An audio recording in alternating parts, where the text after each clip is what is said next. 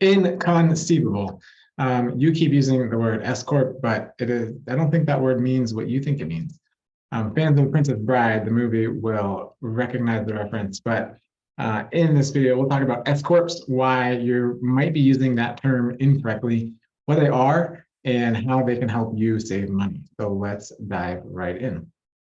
I'm Scott Radigan, the founder of Functional Lawyer, co-founder at originsincubator.com as well, and we help functional medicine doctors get their business and legal foundations solid and secure so they can focus on helping their patients in their state. So a lot of times when I have a legal health assessment with a provider, and for those that don't know, you can schedule a consultation with me at functionallawyer.com. One of the questions in the questionnaire is, what kind of entity do you have if you have one? And a lot of times people will say, I have an S-Corp. So when I ask them, okay, does that mean you have a corporation with S-Corp status, or do you have an LLC with S-Corp status? They look at me like I have three heads. So let's talk about what that word actually means, what it is, and then how it might be able to save you some money. All right, an S corporation is not an entity type. Entity types are partnership, sole proprietorship, limited liability partnership, limited liability company, corporations, professional association, professional corporation. There are others as well, but you get the idea. Those are types of entities.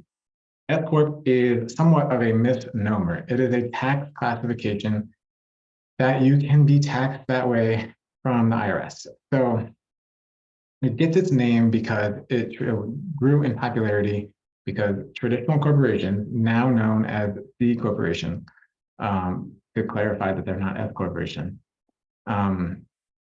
they typically have what's called double taxation. So when the company makes money as a profit at the end of the year, on their earnings call, you might have reference to that.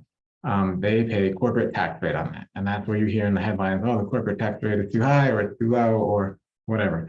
That's not the point of this video. So the corporation pays taxes on that. So they made $100 million in profit. Let's say they paid 10% in an ideal world on that. And so now they have $90 million left. When they take that $90 million and they distribute some of that to their shareholders, then those shareholders also pay tax on that $90 million.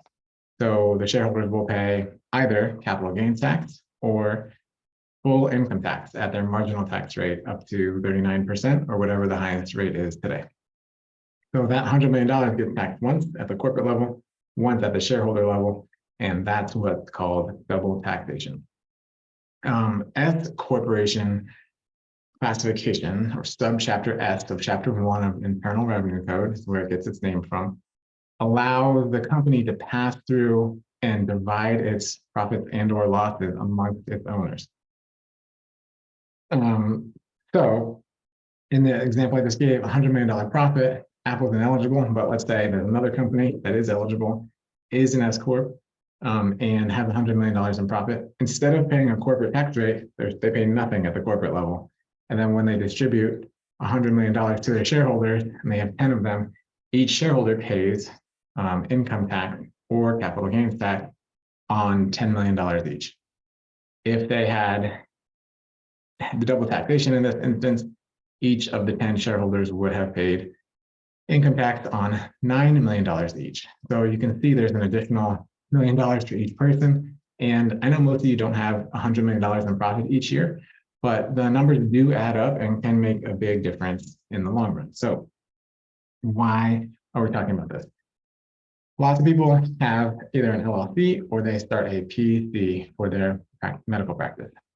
You've heard the term S-Corp in the past, and it is beneficial in most cases. And here's the part where I say, stop and consult with your accountant and any tax professional you might be working with in order to determine if this is right for you. But let's talk about some of the benefits and some of the cons to having an S-Corp as well. So one of the benefits is you avoid this double taxation. Another benefit is that you are eligible to open up different types of investment vehicles, such as SEP IRAs, a self-employed person IRA, and you can put more money into an IRA account for retirement. There are some pros and cons to that, and that's for a separate video, but those are some of the benefits, the main one being pass-through taxation. So who's eligible? Both LLCs and corporations are eligible, and we'll stick with those because those are the most common entity types there are. But not everybody is eligible. To be eligible under the IRS rules to qualify for S corporation status, it has to be a domestic corporation, meaning US based, have only allowable shareholders, which means have to be individuals, US citizens and permanent residents only, certain trusts and estates, and the owners may not be partnerships, corporations, or non-resident alien shareholders. On top of that, they have to have no more than 100 shareholders, which is why I said Apple is clearly not eligible earlier. Have only one class of stock. Again, most big corporations are not eligible for that because of that. For those of you that are wondering, why would there be more than one class of stock? Some classes of stock are unequal to the others. Some may have voting rights that others don't. Some may have other distribution rights that others don't, depending on the corporate structure of that entity. And then some institutions are just not eligible as a matter of rule. So financial institutions, insurance companies, and domestic and international sales corporations may be ineligible for S corporation. So why would you do it and why wouldn't you do it? So one of the reasons you would do it, as we discussed, is to avoid double taxation. Keeping more money that you make for yourself is a good thing. I mean, we should all pay our fair share of taxes. However, if you can legally set up a way to do it where you pay less and keep more of your hard-earned income, then that's certainly an avenue to explore. Some of the cons include not everyone's eligible. In some instances, not all, it could actually lead to increased taxes for you. So definitely check with your CPA who's familiar with your state income tax rules. But for the vast majority of you, S corporation is going to be a tax savings vehicle. So look into your CPA or get with your tax professional or tax lawyer in order to set up your entity. You have about 75 days on average, or actually the rules say you have 75 days from starting your entity in order to elect S corporation status. And you do that by just going to the irs.gov website, search for S-Corp. You fill out a form that says, I'd like to be an S-Corp. And then you can do that within 75 days of your entity formation. What happens if you haven't done it in the first 75 days? That's okay. You can still make late elections. It just will be a little bit more of an administrative burden on you, and you'd have to work closely with tax professionals in doing that as well. So that's what S-Corps are. You don't have an S-Corp.